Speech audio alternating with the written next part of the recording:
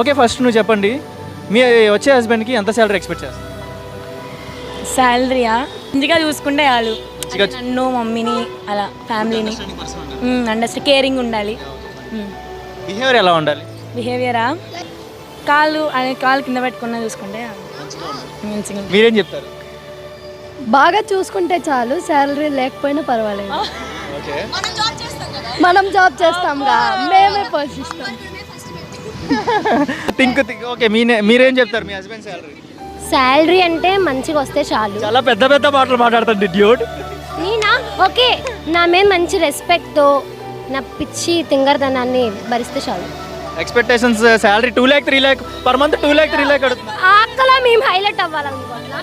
మిమ్మల్ని భరిస్తే చాలు. ఓకే, మీరేం చెప్తారు? మమ్మల్ని భరిస్తే చాలు. సేమా? మమ్మల్ని భరిస్తే చాలు, కాలు కొంచెం కూడా కింద. శాలరీ ఎక్స్పెక్టేషన్స్ లేవు, మంచిగా మనతో ప్రేమతో ఉంటే చాలు. సో